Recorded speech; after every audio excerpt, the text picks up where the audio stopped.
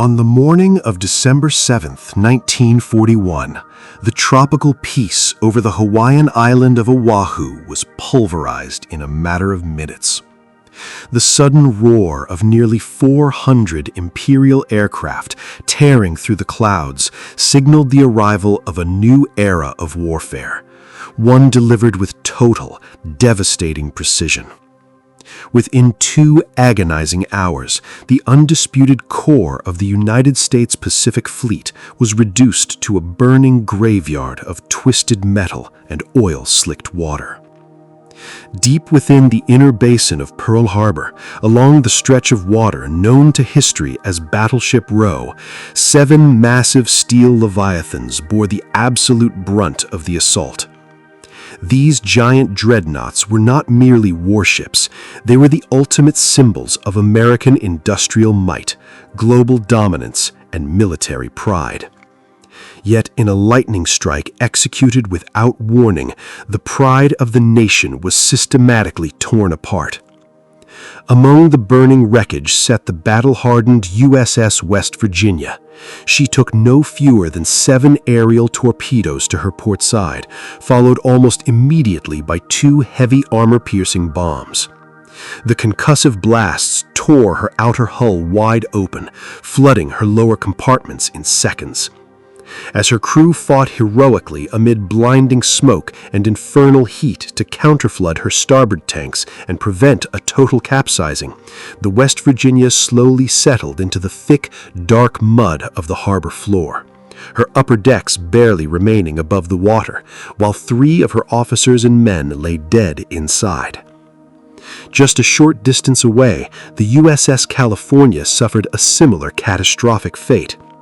Striking blows from 2 torpedoes and a pair of aerial bombs ruptured her fuel oil tanks and ignited raging fires that swept through her lower decks.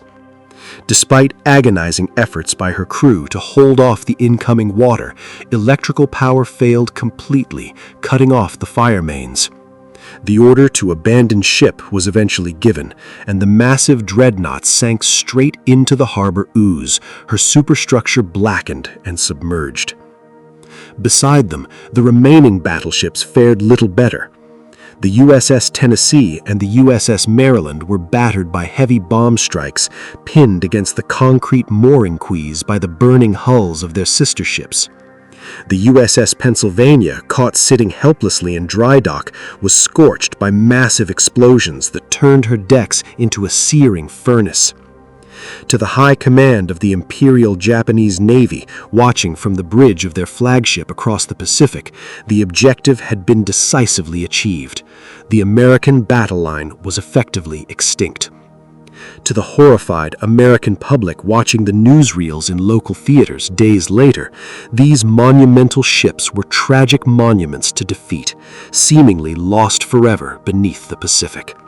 Yet, beneath the immediate despair of that catastrophic morning, one of the most astonishing engineering sagas in human history was quietly taking shape.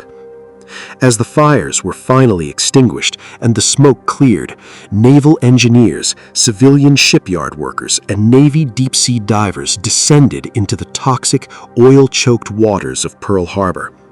Working in complete darkness, navigating submerged corridors filled with jagged steel and unexploded ordnance, divers performed grueling labor for months on end. They patched massive hull breaches with custom-built wooden patches and steel plates, pumped out tens of millions of stagnant seawater, and systematically cut away thousands of tons of ruined superstructure. Steel plate by steel plate, compartment by compartment, the sunken leviathans were brought back from the dead. Pushed and pulled by tugboats, these resurrected ghosts were carefully guided into dry docks before making the long, perilous journey across the open Pacific to naval shipyards along the west coast of the United States. There, in cities like Bremerton and Puget Sound, thousands of workers worked around the clock rebuilding the ships from the keel up.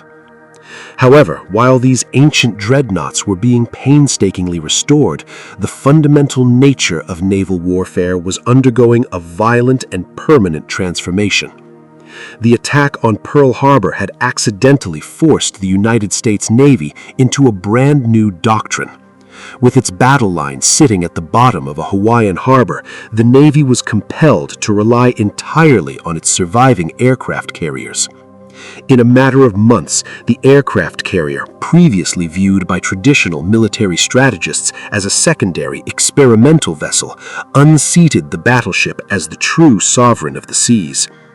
The vast naval engagements of 1942, from the Coral Sea to the decisive clash at Midway, redefined ocean combat forever. Battles were no longer fought by grand lines of steel ships hammering one another with massive artillery shells over ranges of 15 miles or more. Instead, total victories were decided by hundreds of dive bombers and torpedo planes launched from carrier decks sitting 100 miles away, striking enemy fleets that never saw their attackers with the naked eye. By late 1944, the Pacific Ocean was dominated by sleek, fast, modern warships. High-speed Essex-class aircraft carriers and state-of-the-art Iowa-class battleships captured every headline in newspapers across the globe. Meanwhile, the older, rebuilt battleships, the very ones laboriously raised from the mud of Pearl Harbor, found themselves branded as obsolete relics of a bygone era. To modern naval planners, their heavy armor and massive broadside artillery were impressive, but their fatal flaw was speed. Unable to keep pace with the 30-knot task forces roaring toward Japan, the old dreadnoughts were relegated to secondary, unglamorous duties. They were assigned to amphibious invasion fleets, tasked with sitting a few thousand yards off island beaches to rain heavy, high-explosive shells onto Japanese pillboxes, bunkers, and beach defenses ahead of marine landings. In the officers' messes and wardrooms across the fast fleet, the resurrected warships were referred to with a mixture of affection and mild condescension. They were called the Old Ladies. The High Command had found a practical, necessary utility for these heavy ships, but virtually no officer in the Pacific believed they would ever engage another major enemy warship in open combat. The classic battle line duel, the ultimate clash of steel against steel, was widely considered a dead concept, buried alongside the tactics of the First World War. Yet history has a subtle way of creating profound ironies. 2 years and 10 months after they settled into the thick mud of Hawaii, 5 of those resurrected ships were steaming westward across the dark expanse of the Western Pacific. Inside their hulls, behind newly welded steel armor, they carried the physical scars and spiritual weight of Pearl Harbor. Unbeknownst to their crews, they were heading directly toward a narrow, treacherous water passage in the Philippine Islands. They were about to be thrust into a high-stakes, nighttime encounter that would defy every rule of modern carrier-centric strategy, setting the stage for a dramatic reckoning that no naval strategist saw coming. The Philippine Trap. By the autumn of 1944, the once unstoppable Empire of Japan was bleeding out across the vast expanses of the Pacific Ocean.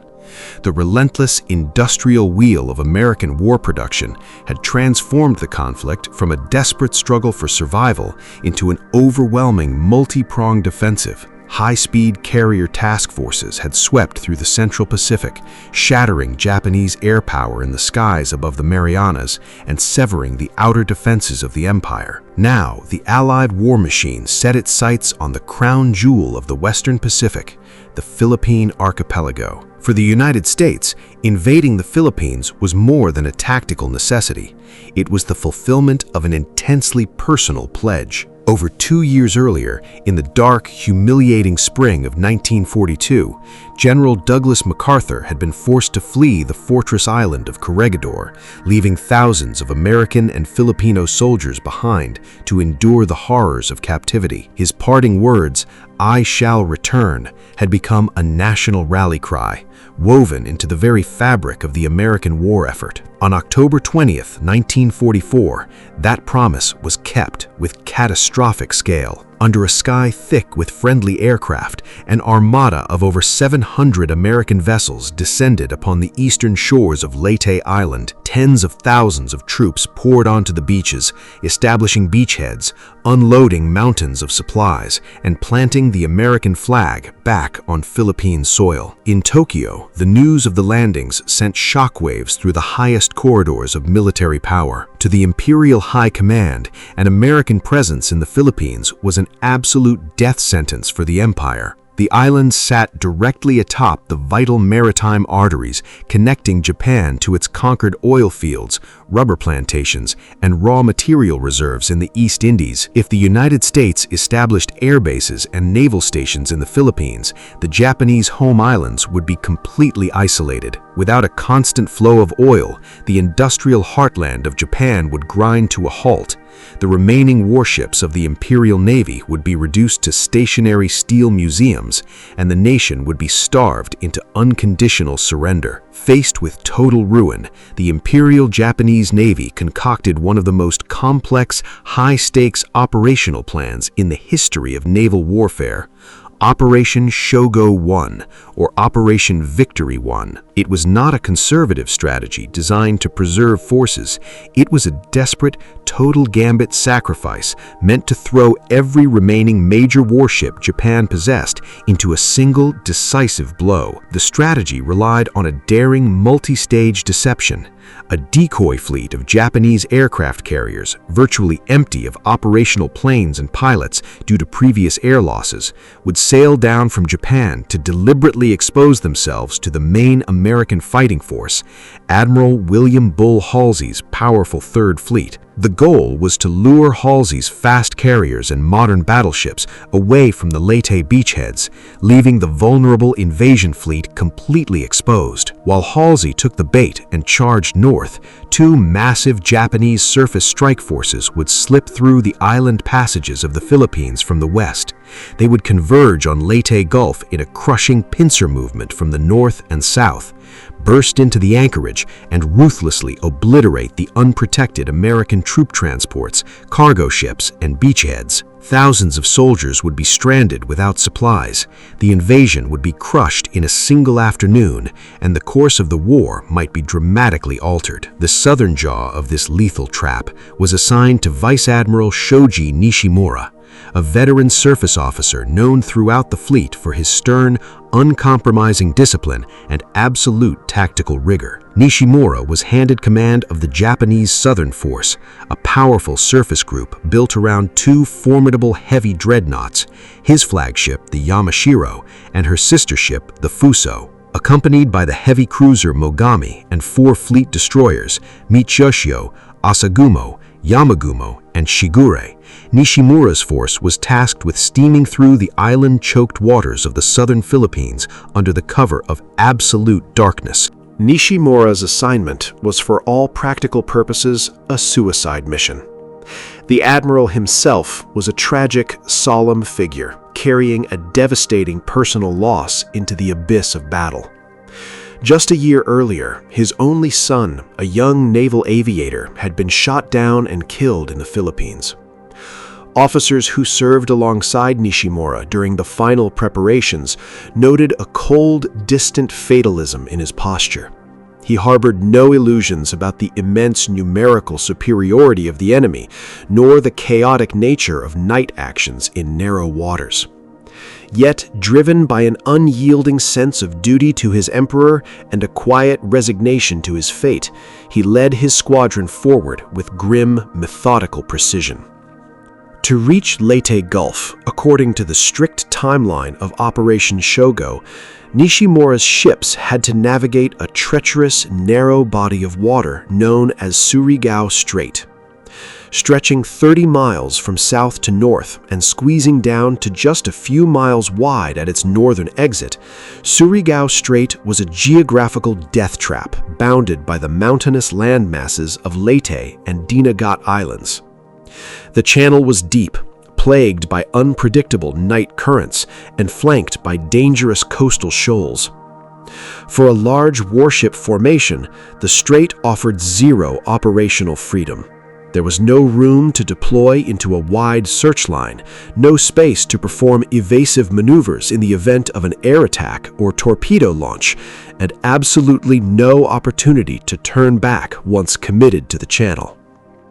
Nishimura was steering his heavy battleships straight into a dark aquatic hallway flanked by towering landmasses, a corridor where every mile forward brought his ships closer to a tightly constricted exit.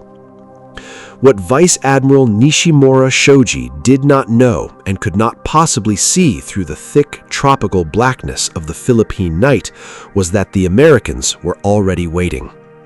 The high-stakes deception plan had partially succeeded in luring Halsey north, but the naval commanders left behind to guard the southern approach were not unprepared. At the far end of that narrow, pitch-black hallway, sitting directly across the exit of Surigao Strait, an impenetrable wall of heavy steel and advanced radar was silently waiting to spring shut. The wall at the top of the strait. As Vice Admiral Shoji Nishimura's battle group plunged steadily northward into the pitch-black waters of the Philippines, the senior commanders of the United States Navy were assembling a defensive trap that would go down as one of the lethal tactical traps in military history.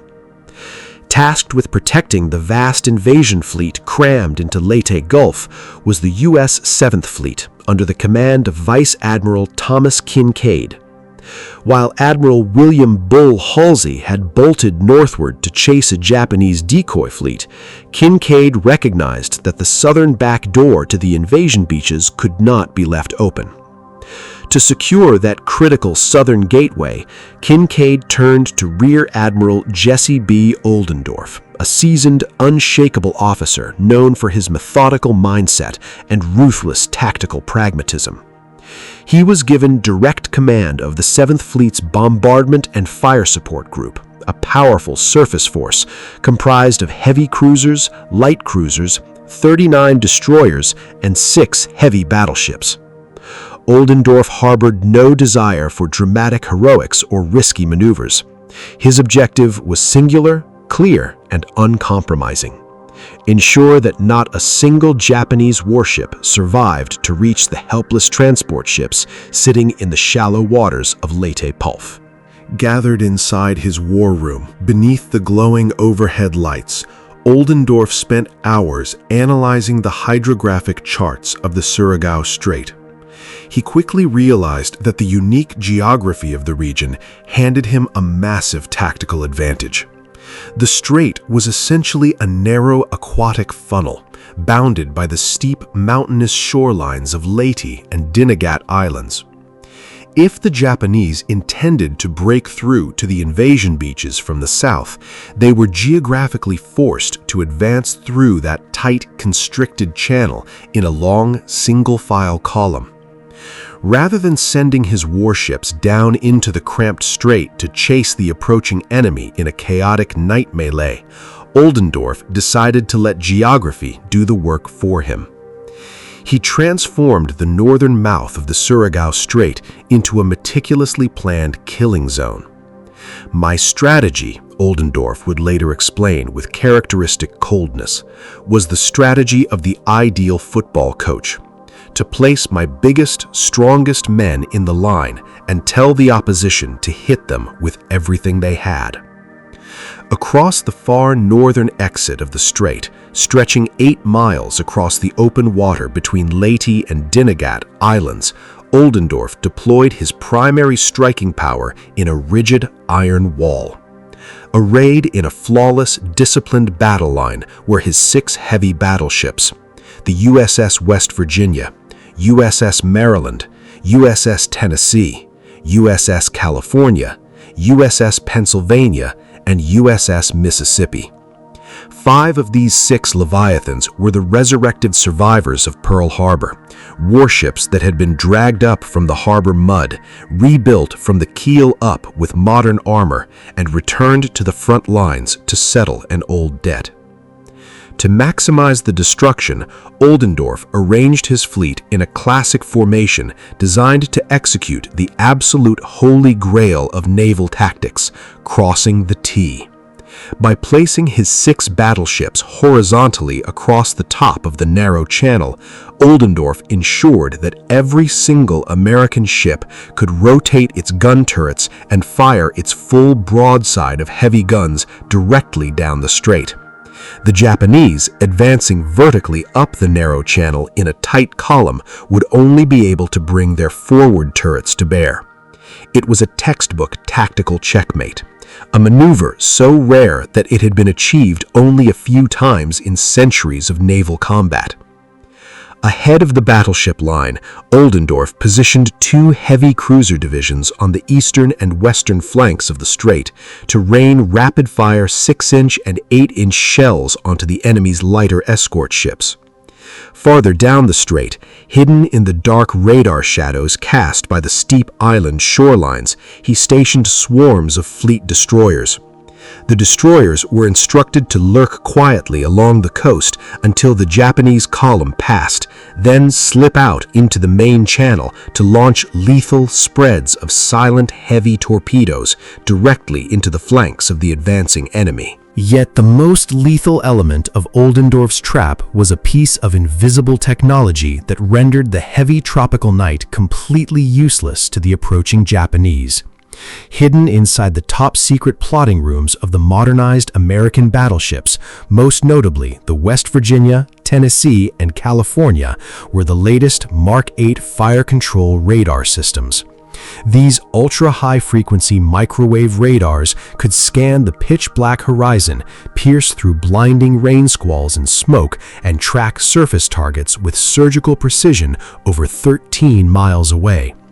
Unlike the crude radar systems of early 1942, the Mark 8 was connected directly to advanced mechanical-electromechanical computers known as range keepers. The radar constantly fed real-time data on the enemy's exact range, speed, and heading straight into these mechanical brains, which instantly calculated the precise elevation and lead angle required for the giant main battery guns. The American gunners did not need optical rangefinders. They did not need searchlights or illuminating star shells. They could fire heavy armor-piercing shells through absolute darkness and strike an enemy ship on the very first salvo. While the fire control teams monitored the green phosphor glows of their radar screens, thousands of sailors deep inside the armored barbettes of the American battleships worked in the dim red battle lighting to prepare their massive guns. Hydraulic hoists groaned as 16-inch and 14-inch armor-piercing projectiles, each weighing as much as a small automobile, were lifted from the deep magazines up into the turret gun houses. Broad silk bags filled with hundreds of pounds of smokeless powder were stacked neatly behind the open breeches, ready to be rammed home at a moment's notice. The atmosphere across the American fleet was a mixture of tense anticipation and quiet, cold resolve. On board the Pearl Harbor survivors, the upcoming clash was deeply personal. Many of the veteran petty officers and senior officers had been present on that tragic Sunday morning nearly 3 years earlier. They had watched their friends drown in burning oil, had felt their ships shudder under the impact of Japanese torpedoes, and had spent months performing grueling labor to raise their sunken hulls from the mud. Now, sitting across the exit of a narrow Philippine strait in the middle of the night, they held every conceivable tactical and technological advantage. Down in the dark, restricted waters of the channel, Vice Admiral Nishimura's southern force continued its steady march northward, completely unaware of the iron wall waiting just over the horizon. His ships maintained strict radio silence, their spotters peering intently through giant night binoculars into the murky blackness, searching for any sign of enemy activity. Nishimura knew that American forces were in the area, but he possessed no radar capable of revealing the massive surface fleet steaming in line-ahead formation across his intended path. To make matters worse, Nishimura was operating with limited intelligence and zero real-time tactical coordination. The northern Japanese strike force under Vice Admiral Takeo Kurita had been delayed by heavy American airstrikes in the Sibuyan Sea, throwing the meticulous timing of Operation Shogo I into complete disarray. Nishimura was advancing towards Leyte Gulf hours ahead of schedule, marching his small battle group into the jaws of Oldendorf's trap without any support from the north. As midnight approached, the weather over Surigao Strait turned increasingly oppressive. Low, dark rain clouds rolled over the jagged peaks of Dinagat Island, blotting out the stars and dropping heavy sheets of tropical rain onto the calm waters below. Thunder rumbled over the surrounding mountains, blending with the steady, deep vibration of dozens of naval engines churning through the dark. At 2 a.m., Rear Admiral Oldendorf issued his final operational orders from the bridge of his flagship, the heavy cruiser USS Louisville.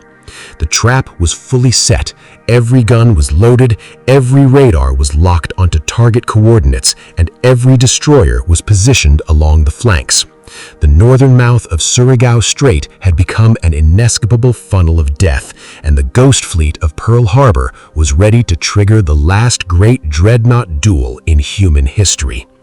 The Night Gauntlet. Shortly past midnight on October 25, 1944, the dark, humid stillness over Surigao Strait was shattered. Vice Admiral Shoji Nishimura's southern force, steaming at 20 knots in a tight single-column formation, entered the south mouth of the passage. Unbeknownst to the Japanese crewmen standing watch on the open bridges of their warships, they had just stepped onto a high-stakes, multi-layered tactical obstacle course designed to dismantle their fleet long before they could ever lay eyes on the American battleships. The first line of defense waiting in the pitch-black darkness was not a fleet of steel warships, but a mosquito fleet of tiny wooden-hulled patrol torpedo boats. Arrayed in small sections along the jagged coastlines of Palawan, Bohol, and Leyte, 39 of these agile speedboats sat bobbing quietly in the ocean swells. Their primary mission was not to sink the massive Japanese dreadnoughts, but to act as the eyes and ears of Rear Admiral Jesse Oldendorf's main fleet, relaying vital real-time intelligence on Nishimura's speed, composition, and exact heading. At 10:36 p.m., PT-127 picked up the faint rhythmic thrum of heavy naval turbines echoing across the water. Minutes later, the crew spotted the towering, shadow-like silhouettes of the Japanese column knifing through the sea. The PT boats immediately roared to life, unleashing frantic radio contact reports before revving their engines and charging towards the enemy lines to launch their Mark 8 torpedoes. The Japanese response was swift and brutal. Searchlights sliced through the black rain clouds, blinding the PT boat crews as secondary battery guns and quick-firing autocannons turned the surrounding water into a geyser of white steel and exploding shell. Tracers crisscrossed the sky in vibrant reds and greens, ripping through the thin wooden hulls of several boats. Though the PT attacks scored no direct torpedo hits in Nishimura's heavy ships, they achieved their true objective. They confirmed Oldendorf's exact tactical calculations and kept the Japanese on constant, exhausting high alert. Having brushed aside the aggressive PT boat attacks, Nishimura pressed his column forward, confident that he had broken through the primary American resistance. But as his ships cleared the narrowest portion of the channel, they entered the secondary ring of the American trap, the deadliest destroyer ambush ever executed in modern naval history. Lurking silently in the deep radar shadows cast by the towering jungle cliffs of Leyte and Dinagat were three entire destroyer squadrons: Destroyer Squadron 24, Destroyer Squadron 54, and Destroyer Squadron 56. These sleek, fast warships were commanded by aggressive, highly skilled tacticians like Captain Jesse G. Coward and Captain Roland N. Smoot. They knew every inlet of the strait, and they were positioned to strike from both flanks simultaneously. At 3 a.m., Captain Coward's destroyers, led by the USS Ramey, McGowan, and Melvin, slipped out from the pitch-black darkness along the eastern shore. Moving at high speed without emitting a single radio transmission or firing a single gun, they closed to within 5,000 yards of the advancing Japanese column, point-blank range for modern naval warfare. At a precise signal, the destroyers turned in unison and unleashed a massive, silent fan of 47 heavy Mark 15 torpedoes into the water. These weapons sped through the ocean depths at over 40 knots, leaving almost no telltale surface wake. The American destroyers then laid down thick chemical smoke screens, turned sharply, and retreated back into the blackness of the shoreline before the Japanese could fix their positions. For nearly 8 agonizing minutes, the silent torpedo spread streaked through the dark waters of Surigao Strait toward the unsuspecting Japanese line. Then, at 3:20 a.m., the ocean erupted in a series of catastrophic underwater explosions that lit up the night sky in blinding flashes of orange and yellow. The first target hit was the heavy battleship Fuso, sister ship to Nishimura's flagship Yamashiro. 2 American torpedoes slammed into her sideboard with violent force, tearing open her forward magazines and flooding her machinery spaces. The giant dreadnought shuddered violently, lost speed, and listed heavily to starboard as thick columns of black smoke poured from her central stack. Trapped in a swirling current, the burning Fuso fell out of formation, her internal damage control parties fighting a losing battle against the encroaching sea. Simultaneously, the Japanese destroyer screen was completely torn apart. The fleet destroyer Yamagumo took a direct torpedo strike to her ammunition handling rooms and exploded in a massive fireball, sinking in less than 2 minutes with all hands. Nearby, her sister ship, Michishio, was hit square amidships, her back broken by the hydraulic shockwave. She drifted aimlessly as a burning, dead hulk. The destroyer Asagumo had her bow completely blown off by another torpedo blast, forcing her to limp backward down the strait at a crawl. In the span of less than 15 minutes, half of Nishimura's screen of escorting destroyers had been wiped out, and one of his 2 prized battleships was burning and dead in the water. Yet, despite the total chaos unfolding around him and the flames painting the horizon behind him, Vice Admiral Nishimura refused to slow down or alter his course. Driven by a desperate adherence to his orders, he pushed his remaining flagship, the Yamashiro, the heavy cruiser Mogami, and the solitary, untouched destroyer Shigure straight ahead at 20 knots. Behind the advancing flagship, the situation on the crippled Fuso rapidly degenerated from critical to fatal. At approximately 3:45 a.m., intense internal fires reached her main power magazines. The giant battleship was consumed by an apocalyptic, sky-rending explosion that physically split the massive steel ship into 2 distinct burning halves. For hours, the bow and stern sections of the Fuso floated in the middle of the strait like 2 burning islands, serving as a terrifying pyre that illuminated the dark waters for miles in every direction. Unaware that his sister battleship had been torn in 2, Nishimura pressed deeper into the narrowing apex of the channel. The physical corridor was shrinking, the air was thick with the acrid smell of burning fuel oil and cordite, and the space to maneuver had vanished entirely. His force was down to 3 effective combat vessels, marching in single file through a pitch-black alleyway. Above him, across the northern exit of the strait, the 6 battleships of Rear Admiral Oldendorf's battle line sat in absolute, disciplined silence. Their Mark 8 radars were locked onto the blip of the advancing Yamashiro, their mechanical computers constantly adjusting the heavy turrets to track the target's every yard. The night gauntlet was coming to an end. The Japanese column had walked directly into the center of the crosshairs, and the Iron Curtain was about to drop. Crossing the T. At 03:51 a.m., the silent electronic tension hanging over the northern mouth of Surigao Strait gave way to sheer physical thunder. On the bridge of the flagship USS Louisville, Rear Admiral Jesse Oldendorf checked his tactical display one final time.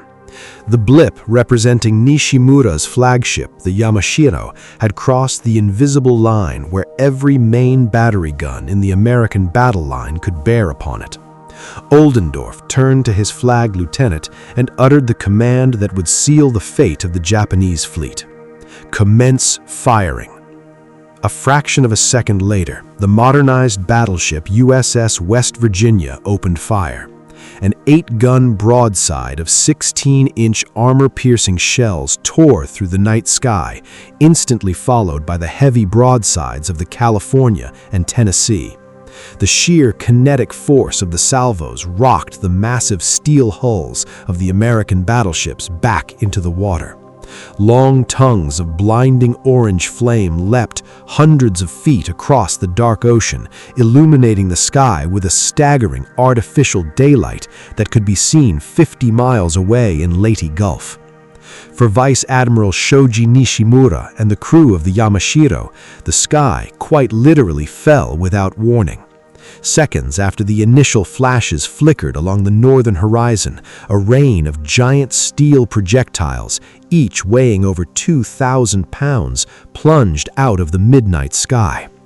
The first salvos from the West Virginia landed with terrifying accuracy, straddling the Japanese flagship and scoring direct hits on her upper works, superstructure, and auxiliary control stations. Within minutes, the battle evolved into an absolute mechanical nightmare for the advancing Japanese. The 6 American battleships, West Virginia, Tennessee, California, Maryland, Mississippi, and Pennsylvania, were joined by 8 heavy and light cruisers positioned on their flanks. Together, they unleashed a relentless, rhythmic deluge of heavy artillery. Over 200 broadside guns were firing in coordinated salvos, pumping thousands of pounds of high explosives and hardened steel into a target area less than 2 miles wide. The geography of the strait made defense impossible. Standing on the exposed navigational bridge of the Yamashiro, Nishimura could only watch in stunned silence as his ship walked into a wall of flame. Because the American line was stretched horizontally across the mouth of the strait, having successfully crossed the T, Oldendorf's ships could use every single main battery turret. The Yamashiro, advancing vertically up the narrow channel, could only bring her 2 forward turrets to bear, reducing her firepower to a tiny fraction of the American steel storm. On board the Yamashiro, the destruction was catastrophic and immediate. Armor-piercing shells tore through her thick deck plating, exploding deep inside her administrative spaces, radio rooms, and auxiliary machinery compartments. The towering pagoda-like superstructure, a distinctive symbol of Japanese battle line power, was completely battered into a twisted, burning ruin of steel. Fires raged across her midship section, setting off ready-use ammunition and cooking off anti-aircraft magazines in a continuous series of internal explosions. Behind the burning flagship, the heavy cruiser Mogami tried desperately to maneuver in the narrow channel to bring her own guns to bear. But as she swung her bow, she was targeted by the rapid-fire 8-inch guns of the American heavy cruisers Portland, Louisville, and Minneapolis. Dozens of high-explosive shells slammed into Mogami's bridge and secondary battery mounts, killing her commanding officer, her executive officer, and virtually every senior officer on the bridge in a single devastating salvo.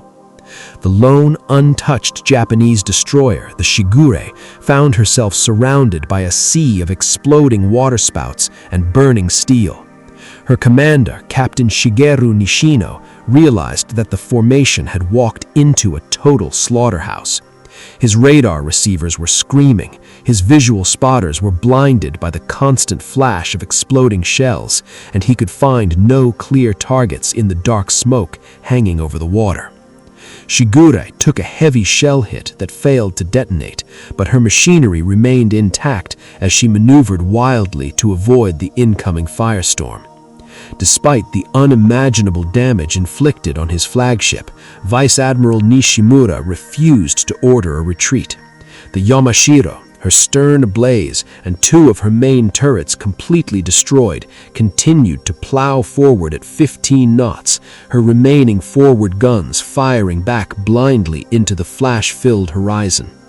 It was a display of absolute tragic defiance, a steel titan refusing to yield even as her structural integrity disintegrated beneath the feet of her crew. Inside the plotting rooms of the American battleships, the automated Mark 8 radars tracked every shell splash with cold mathematical precision. The system was performing flawlessly. The radar operators could actually watch the giant 16-inch shells on their screens as they tracked through the air and plunged into the Japanese target blips.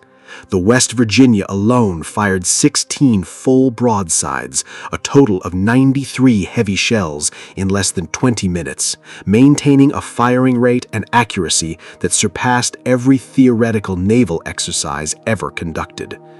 At 04:08 a.m., Rear Admiral Oldendorf ordered a temporary ceasefire.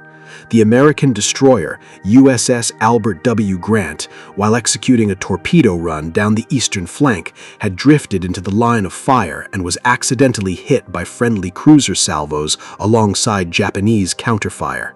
Oldendorf instantly checked his fleet's guns to prevent further friendly casualties and allow his destroyers to clear the central firing corridor. For the Japanese flagship, the brief lull in the heavy shelling came far too late. The Yamashiro was completely riddled with holes from stem to stern, listing heavily to port and settling deep into the water. Internal bulkheads were collapsing under the weight of thousands of tons of rushing seawater, and power to her steering gear was lost. At 04:19 a.m., the crippled dreadnought rolled heavily onto her port side, her burning underside exposed to the sky, and vanished beneath the dark swells of Surigao Strait. Vice Admiral Shoji Nishimura went down with his flagship, choosing to share the fate of his men and his ship rather than survive the destruction of his fleet.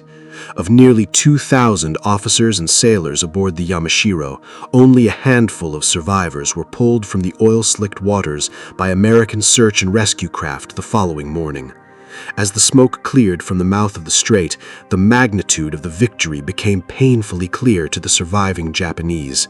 The Japanese southern force had been systematically obliterated in less than 45 minutes of surface engagement.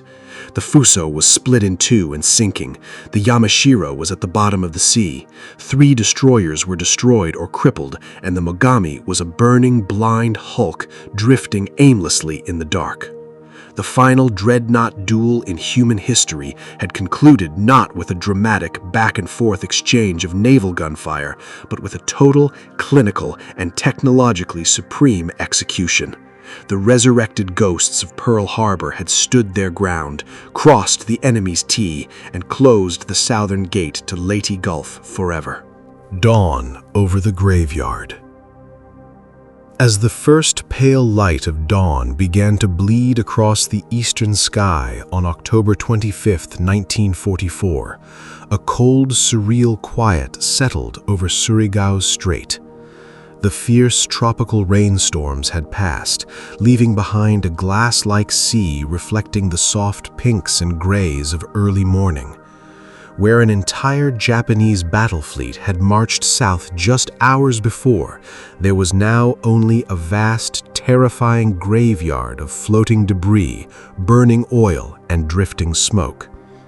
The surface of the strait was covered in thick black fuel oil that stretched for miles, reeking heavily of petroleum and cordite. Burning timbers, floating life rafts, and shattered wooden deck planks drifted in the gentle morning currents. Here and there, the bow section of a sunken destroyer or the inverted bottom of a capsized cruiser protruded from the water like a jagged tombstone before slipping quietly beneath the waves. For the American crews standing watch on the open decks of Rear Admiral Jesse Oldendorf, the morning sun revealed the full, devastating scale of the victory. The Japanese southern force had been virtually erased from existence. Vice Admiral Shoji Nishimura's proud flagship, the Yamashiro, and her sister battleship, the Fuso, rested deep on the sea floor, thousands of feet below. 3 fleet destroyers, Yamagumo, Michishio, and Asagumo, were gone, along with thousands of Japanese officers and sailors who had chosen death over capture. Only 2 Japanese vessels from the original assault force survived the night engagement itself. The severely battered heavy cruiser Mogami and the solitary destroyer Shigure were limping southward at low speed, desperate to escape the trap. However, their ordeal was far from over. As morning broke, American carrier aircraft from the 7th Fleet's escort carrier groups swooped down upon the retreating survivors. Mogami, her superstructure already gutted by shellfire, was repeatedly struck by air-launched bombs and rockets, eventually becoming so completely disabled that her surviving crew was forced to scuttle her in the Mindanao Sea. As American destroyers combed the oily waters of the strait, searching for survivors, they encountered a stubborn, tragedy-laced defiance that mirrored the spirit of the Japanese Navy. Hundreds of Japanese sailors were floating in the oil slicks, clinging to debris. Yet when American ships lowered cargo nets and threw life rings to pull them from the water, the majority refused rescue. Fearing dishonor or captivity, many pushed the life rings away, swam out into open water, or actively submerged themselves to drown rather than accept aid from their enemy. Only a small fraction of survivors were ultimately brought aboard American vessels to be treated by corpsmen. The Battle of Surigao Strait was far more than just a decisive tactical victory for the United States Navy. It marked a profound historical threshold. It marked the absolute end of an era in military history. The engagement across the mouth of the strait was the last time in human history that battleships would ever engage one another with heavy main battery guns. The grand steel-clad dreadnoughts that had dominated naval doctrine for over half a century, vessels whose roots traced back to the dreadnought arms races of the early 20th century, had fought their final dramatic duel in the dark waters of the Philippines. The triumph at Surigao Strait also carried an unmistakable element of poetic justice for the men who manned the American battle line. 3 years earlier, at Pearl Harbor, the Japanese military had sought to permanently smash the power of the United States Pacific Fleet battle line. They had left ships like the West Virginia, California, and Tennessee burning, sunken, and wrecked in the shallow mud of Oahu. Yet through an unprecedented effort of engineering, industrial power, and sheer national willpower, those massive ships had been raised, rebuilt, and sent back into battle. Sitting across the exit of Surigao Strait on that dark October night, those resurrected battleships had delivered the ultimate response to December 7, 1941. They had stood as an impenetrable wall, protecting the Allied invasion fleet in Leyte Gulf, safeguarding General Douglas MacArthur's return to the Philippines, and completely destroying the enemy force sent to annihilate them. The ghosts of Pearl Harbor had finally exacted their full measure of retribution. While the battle in Surigao Strait was winding down, the broader fight for the Philippines was far from over. Just miles to the north, off the coast of Samar, another leg of Operation Surigao I was unfolding in a desperate battle where American escort carriers and destroyers fought for their lives against Vice Admiral Kurita's main Japanese strike group. Yet because Oldendorf had held the line at Surigao Strait, the southern flank of the Allied amphibious landings remained completely secure, ensuring that the liberated beachheads at Leyte would hold firm. As the morning sun climbed higher into the sky, illuminating the lush green mountains of Leyte and Dinagat, the American warships turned around and began their slow, triumphant return toward the Gulf. Their gun barrels were discolored and scorched from the intense heat of rapid broadsides. Their decks were dusted with spent powder residue, but their mission was complete. The strategy of crossing the T, envisioned by naval theorists for generations, had been flawlessly executed for the last time. In 45 minutes of terrifying radar-directed thunder, the United States Navy had closed the chapter on surface fleet dreadnought combat forever. Surigao Strait would forever stand as the burial ground of the Japanese battle fleet and the ultimate testament to the men who brought the resurrected Pacific Fleet home to victory. If you enjoyed this deep dive into the last battleship duel in human history, don't forget to like, subscribe, and hit the notification bell so you never miss an episode. Drop a comment below. Which chapter of the battle surprised you the most? Thanks for watching, and we'll see you in the next documentary.